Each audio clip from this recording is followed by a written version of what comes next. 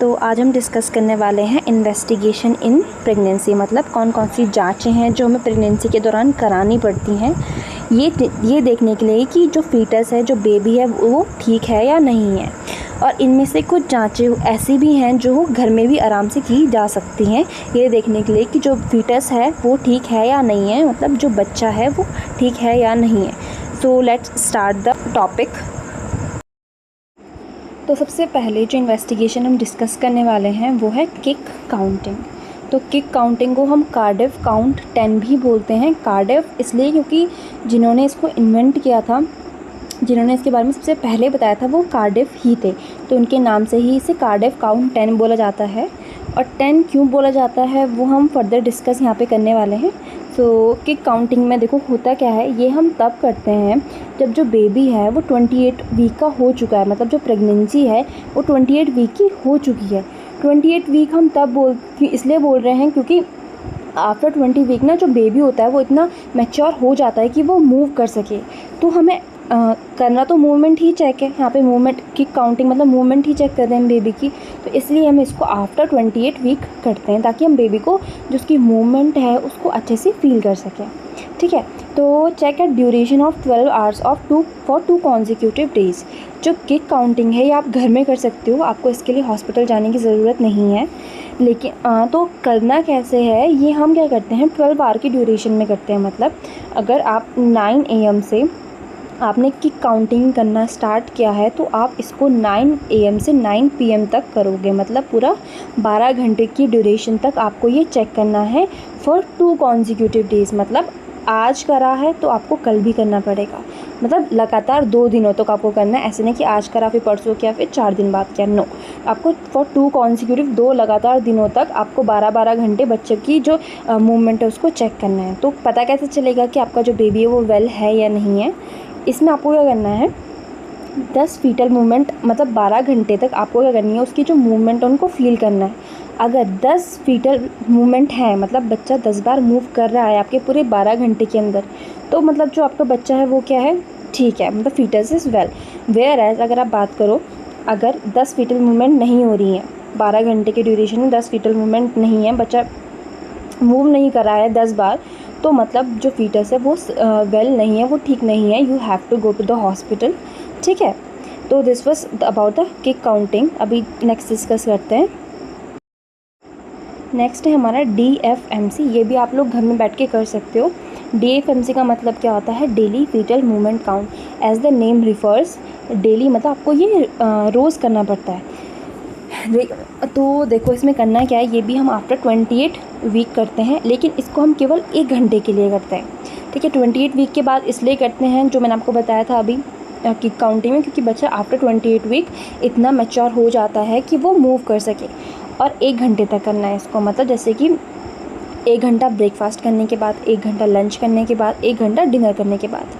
ठीक है, और इस 1 घंटे में आपका जो बच्चा है, आपका मतलब जो फीटस है उसकी एटलीस्ट 3 मूवमेंट होनी चाहिए। 1 घंटे के अंदर बेबी की 3 मूवमेंट्स होनी चाहिए। अगर 3 मूवमेंट्स हैं तो हम बोलेंगे दैट बेबी इज़ वेल। 3 हो या 3 से ज़्यादा हो, मतलब तो जो फीटस है वो ठीक है, लेकिन अगर कम है तो you have to go to the hospital. ठीक है, तो अभी जो नेक्स्ट हम डिस्कस करेंगे वो है NST। This is the most important topic. NST का मतलब होता है नॉन स्ट्रेस टेस्ट।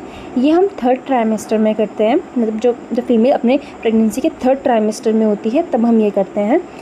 ये हम किसके थ्रू करते हैं, कार्डियो टोकोमीटर और टोको डायनामोमीटर। ये जो आपको ये वाला इंस्ट्रूमेंट देख रहे हो इसको हम बोलते हैं कार्डियो टोकोमीटर, या हम इसको बोलते हैं टोको डायनामोमीटर। इसको हम क्या करते हैं, अटैच करते हैं जो मदर है उसके एब्डोमेन, मतलब मदर का जो पेट है उससे हम इसको अटैच करते हैं, और 20 मिनट तक की इस टेस्ट को हम करते हैं। मतलब इस टेस्ट का जो ड्यूरेशन होता है वो 20 मिनट तक होता है। ठीक है, और ये हम करते क्यों हैं, it is done to check the placental oxygenation and function. मतलब ये हम जो प्लेसेंटा है उसका ऑक्सीजनेशन और उसका फंक्शन को चेक करने के लिए करते हैं। तो क्या होता है, सबसे पहले प्लेसेंटा ये एक ऐसा पार्ट होता है जो कि जो बेबी है, जो वूम के अंदर अभी जो बेबी है उसको न्यूट्रिशन प्रोवाइड करता है। ये बेबी है अगर, तो ये जो प्लेसेंटा है ये बेबी को न्यूट्रिशन प्रोवाइड करता है, ऑक्सीजन प्रोवाइड करता है। तो ये सारा काम कौन करता है? ये प्लेसेंटा करता है वूम्ब के अंदर। तो हमें क्या करना है, जो हम एनएसटी करते हैं, नॉन स्ट्रेस टेस्ट करते हैं, ये हम इसलिए करते हैं ताकि हम चेक करने के लिए करते हैं कि जो प्लेसेंटा है, जो बच्चे को पूरा का पूरा ऑक्सीजन और न्यूट्रिशन प्रोवाइड कर रहा है, क्या उसको प्रॉपर्ली ऑक्सीजनेशन मिल रहा है, क्या वो प्रॉपर्ली फंक्शन कर रहा है, इसको चेक करने के लिए हम एनएसटी करते हैं। और हम और एक और रीज़न जिस वजह से हम एनएसटी करते हैं वो है to check the acceleration while foetal movement. मतलब जब बच्चा मूव कर रहा है पेट के अंदर, जब भी बच्चा मूव कर रहा है तो उस टाइम पे क्या बच्चे में एक्सेलरेशन, मतलब क्या उसकी हार्ट रेट इंक्रीज़ हो रही है। मतलब नॉर्मली जब बेबी मूव करता है ना वूम के अंदर, तो उसकी जो हार्ट रेट होती है वो बढ़ जाती है, ठीक है, एटलीस्ट 5 बीट्स पर मिनट बढ़ जाती है, वो 15 बीट्स पर मिनट बढ़ जाती है बच्चे की हार्ट रेट। इसी को बोलते हैं एक्सेलरेशन, मतलब हार्ट रेट का बढ़ जाना जब बच्चा क्या कर रहा है, मूव कर रहा है। तो हम इसको चेक करने के लिए कि क्या बच्चा जब मूव कर रहा है तो उसका जो एक्सेलरेशन है, मतलब उसकी जो हार्ट रेट है, क्या वो बढ़ रही है, क्या वो कहीं कम तो नहीं हो रही है। To check the deceleration while foetal movement, कि जब बच्चा मूव कर रहा है तो कहीं उसकी हार्ट रेट कम तो नहीं हो रही है, क्योंकि नॉर्मली तो बढ़ती ही है। तो ये सब चेक करने के लिए भी हम एनएसटी करते हैं। तो जब भी हम एनएसटी कर रहे हैं तो हमें जो फीमेल है उसको क्या एडवाइस करना है कि उसको हमें ये बोलना है कि जब आपका एनएसटी हो रहा है तो आपको क्या करना है, ये जो यहाँ पे बटन दिखा रखा है, इसको आपको दबाना है जब भी आपको फीटल मूवमेंट महसूस हो। जब भी आपका बच्चा मूव करे तो आपको क्या करना है, इस बटन को दबाना है, ठीक है। तो अभी आपने बोल तो दिया कि प्रेस करना, आपने सब कुछ समझ लिया, पर आप डिटेक्ट कैसे करोगे कि आपका जो एनएसटी है उसका रिज़ल्ट पॉजिटिव है या नेगेटिव है। मतलब जो बच्चा है वो अभी वूम के अंदर ठीक है या नहीं, ये हम कैसे डिटेक्ट करते हैं। तो देखो, जो फीटल की जो हार्ट रेट होती है, जो बच्चे की पेट के अंदर हार्ट रेट होती है वो नॉर्मल 140, अगर रेंज में बात करें तो 110 से लेके 160 बीट्स पर मिनट बच्चे की हार्ट रेट होती है, फीटस की हार्ट रेट होती है, ठीक है। और एवरेज तो होती है 140 बीट्स पर मिनट। तो जब हम एनएसटी करते हैं तो वहाँ पे जब मदर वो बटन को जब प्रेस करती है, तो बटन प्रेस करने का मतलब क्या है, बटन मदर तब प्रेस करती है जब फीटस का मूवमेंट हो रहा है वूम के अंदर, ठीक है। तो उस टाइम पे क्या करेगी, मदर बटन को प्रेस करेगी। मतलब जब मूव करता है, मैंने आपको बताया था अभी एक्सेलरेशन होता है, मतलब बच्चे की जो हार्ट रेट है वो बढ़ती है। तो जब मदर एनएसटी के टाइम पे जब मदर बटन को प्रेस करती है तो हम चेक करते हैं कि क्या बच्चे की हार्ट रेट में इंक्रीमेंट आया, क्या बच्चे की हार्ट रेट बढ़ी। और नॉर्मली बच्चे की हार्ट रेट में +15 हमें देखने को मिलना चाहिए, ठीक है। और ऐसी 2 वैल्यूज़ होनी चाहिए। मैं आपको दोबारा से बताऊँ ये तो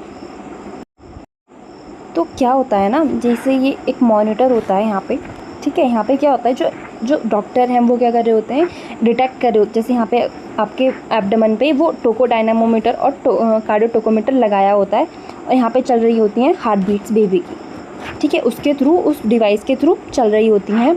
और क्या होता है, जैसे ही मदर क्या करती है, बटन को प्रेस करती है, तो ये नॉर्मल हार्ट बीट चल रही थी 140, और अभी एकदम से क्या होगा, जैसे ही मदर प्रेस करेगी बटन, मतलब जैसे ही फीटस मूवमेंट करेगा, यहाँ पे उसकी जो हार्ट रेट है उसमें इंक्रीमेंट देखने को मिलेगा। फिर नॉर्मल चलेगी, फिर जैसे ही बटन प्रेस होगा यहाँ पे ऐसा हो जाएगा, मतलब जो हार्ट रेट है वो इंक्रीज़ हो जाएगी। तो नॉर्मली जब यहाँ पे 140 चल रहा है, तो जब मदर प्रेस करे तो उस टाइम पे जो बेबी की जो हार्ट रेट है वो उसमें +15 देखने को मिलना चाहिए। मतलब 140 में +15 = 155, मतलब जो बच्चे की हार्ट रेट है वो कम से कम इतनी पहुँच जानी चाहिए जब जो फीटस है वो मूव कर रहा है। और ऐसी कम से कम 2 वैल्यूज़ होनी चाहिए, मतलब जो बढ़ते टाइम पे उसकी जो हार्ट रेट इंक्रीज़ हो रही है, ऐसी हमारे पास 2 वैल्यूज़ आनी चाहिए। जैसे यहाँ पे आ रही है, यहाँ पे 2 हार्ट रेट उसकी इंक्रीज़ हुई हैं, तो ये एक नॉर्मल ईसीजी हुआ, ठीक है। तो मैं आई होप कि आपको एनएसटी समझ में आ गया हो। यहाँ पे बस इतना ही बोला है कि जब मदर बटन को प्रेस करेगी तो उसके जो हार्ट रेट है उसमें कम से कम +15 बीट्स होनी चाहिए, नॉर्मल बीट से +15 बीट्स होनी चाहिए। और ऐसी हमारे पास 2 वैल्यूज़ होनी चाहिए। ऐसा नहीं कि एक वैल्यू आई और आपने बोल दिया कि हाँ बेबी तो ठीक है, नहीं, ऐसी कम से कम आपके पास 2 वैल्यूज़ होनी चाहिए, जहाँ पे जो बेबी है उसकी जो हार्ट रेट है उसके मूवमेंट के टाइम पे उसमें +15 बीट्स है, ठीक है। और अगर जो फीटस है उसकी हार्ट रेट में क्या, अगर 140 + 15 की इतना रेट नहीं आ रहा है, मतलब 140 में +15 नहीं हुआ, मतलब अगर जो बच्चा ने मूवमेंट किया उस टाइम पे भी उस जैसे ऐसे यहाँ पे उसने मूवमेंट किया, और इस टाइम पे भी जो उसका हार्ट रेट था वो केवल 130 ही था। तो मतलब क्या है इसका कि जो NST है वो पॉजिटिव NST है और एबनॉर्मल NST है। एबनॉर्मल मतलब जो बेबी है वो प्रॉपरली फंक्शनिंग नहीं है वूम के अंदर, ठीक है, अगर 140 + 15 वैल्यू नहीं आ रही है तो, ठीक है। I hope that is clear to you all. अभी जो नेक्स्ट है वो है CST। CST मतलब कॉन्ट्रैक्शन स्ट्रेस टेस्ट। तो इसको हम क्यों करते हैं, ये हम कॉन्ट्रैक्शन, मदर का जो वूम है, जो मदर का यूट्रस है उसमें कॉन्ट्रैक्शंस को हम चेक करने के लिए ये हम करते हैं। और इसको भी हम उस चीज़ के लिए भी करते हैं जैसे कि एक्सेलरेशन और डी एक्सेलरेशन देखना फीटल की हार्ट रेट का ड्यूरिंग दिस कॉन्ट्रैक्शन। मतलब हम कॉन्ट्रैक्शन चेक कर रहे हैं इसमें, जैसे कि इसका नाम इंडिकेट कर रहा है। पर जब ये कॉन्ट्रैक्शंस हो रही हैं तो इस टाइम पे जो बच्चे का जो हार्ट रेट है वो बढ़ रहा है, वो कम हो रहा है, ये चेक करने के लिए भी हम CST करते हैं। इट इज़ डन, ये हम सेम NST की तरह ही करते हैं, सेम इंस्ट्रूमेंट इसमें भी यूज़ होते हैं। बट इसमें क्या होता है, बट इसमें जो कॉन्ट्रैक्शंस होती हैं ना CST में, ये हम 2 तरीके से स्टिमुलेट करते हैं। मतलब हमें अब कॉन्ट्रैक्शन हमें खुद से स्टिमुलेट करनी पड़ती है, खुद से हमें कॉन्ट्रैक्शंस लानी पड़ती हैं। तो 2 तरीके होते हैं CST में कॉन्ट्रैक्शन लाने के। पहला तो होता है निप्पल स्क्वीजिंग, दूसरा होता है OCT मतलब ऑक्सीटोसिन चैलेंज टेस्ट। मतलब क्या होता है इसमें, निप्पल स्क्वीजिंग में हम क्या करते हैं, जो मदर है उसके निप्पल्स को स्क्वीज़ करते हैं ताकि क्या हो, ऑक्सीटोसिन रिलीज़ हो सके। कि ऑक्सीटोसिन क्या करता है, हमारा नॉर्मली हमारे यूट्रस को कॉन्ट्रैक्ट करता है। तो या तो हम निप्पल स्क्वीज़ करें, ठीक है, जिसकी वजह से ऑक्सीटोसिन रिलीज़ हो और कॉन्ट्रैक्शंस होनी स्टार्ट हो जाए, या तो हम डायरेक्टली क्या करते हैं, ऑक्सीटोसिन मदर को डायरेक्टली प्रोवाइड उसके अंदर एडमिनिस्टर करते हैं ऑक्सीटोसिन, और इसको हम बोलते हैं ऑक्सीटोसिन चैलेंज टेस्ट। और यहाँ पे मैंने मेंशन नहीं किया है but you have to remember that कि ये वाला जो CST है इसका जो टाइम ड्यूरेशन मतलब ये हम 1 घंटे के लिए करते हैं और इसको हम 2nd ट्राइमेस्टर में करते हैं। वेयर एज हमने पढ़ा था भी NST जो था वो हम 3rd ट्राइमेस्टर में कर रहे थे, लेकिन जो CST है हम 2nd ट्राइमेस्टर में करते हैं और 1 आवर के लिए करते हैं, और जो NST था वो हम 20 मिनट्स के लिए करते हैं ओनली। अभी नेक्स्ट जो इन्वेस्टिगेशन है वो है AFP मतलब अल्फ़ा फ़ीटो प्रोटीन। ये क्या है, एक लिवर प्रोटीन है। मतलब जो फीटस है उसके लिवर का ये एक प्रोटीन है, ठीक है। ये हमारे जो फीटस है उसके लिवर से सिक्रीट होता है, और ये हम 2 मेथड से हम इसको टेस्ट कर सकते हैं, ठीक है। या तो हम क्या करें, एमनियोटिक फ्लूइड से हम इसको जो एमनियोटिक फ्लूइड को ले लें टेस्ट करने के लिए, या तो हम मैटरनल सीरम ले लें, मतलब मदर का जो सीरम है, मतलब मदर का जो ब्लड है उसमें से हम चेक कर लें क्योंकि क्या होता है ना, जब फीटस को जो लीवर होता है, जो फीटस का लीवर होता है वो क्या करता है, सिक्रीट करता है इस एंजाइम, इस प्रोटीन को, और वो कहाँ आता है, एमनियोटिक फ्लूइड में आता है। एमनियोटिक फ्लूइड से वो मदर की बॉडी के अंदर आ जाता है। तो अगर हम मदर की बॉडी से अगर उसका सीरम मतलब उसका ब्लड अगर चेक भी करें तो हमें पता चल जाएगा इस अल्फ़ा वीटो प्रोटीन के बारे में कि ये बढ़ा हुआ है या ये कम है। मदर के सीरम से भी हम इसको पता लगा सकते हैं कि इसका जो अमाउंट है वो इंक्रीज़ हो रखा है या वो डिक्रीज़ हो रखा है, या तो हम एमनियोटिक फ्लूइड ले लें।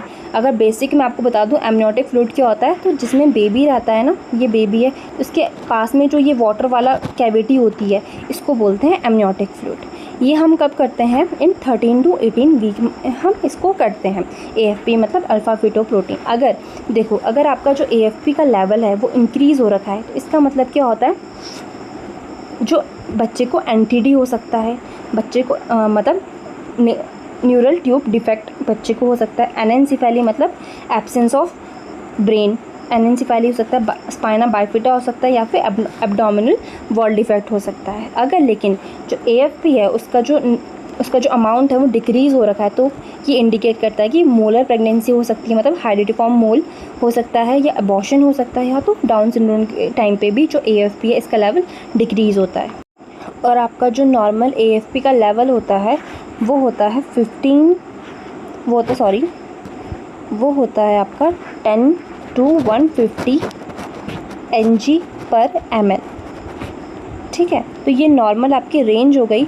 तो अगर इसमें से अगर आपका इंक्रीज़ हो रखा है तो ये सारे आपके बेबी को होने के चांसेस है, और अगर डिक्रीज़ अमाउंट में तो ये सारे बेबी को होने के चांसेस होते हैं। तो ये था अल्फ़ा फ़ीटो प्रोटीन के बारे में। So this was all about this video. और नेक्स्ट वीडियो में हम फर्दर इन्वेस्टिगेशंस को डिस्कस करने वाले हैं जो कि बहुत इंपॉर्टेंट है, जैसे कि एमनियोसेंटेसिस हो गया, कॉर्डोसेंटेसिस, CVS मतलब कॉरियोनिक विलाई सैम्पलिंग। तो ये सब हम नेक्स्ट वीडियो में डिस्कस करेंगे। So stay tuned. Thank you so much.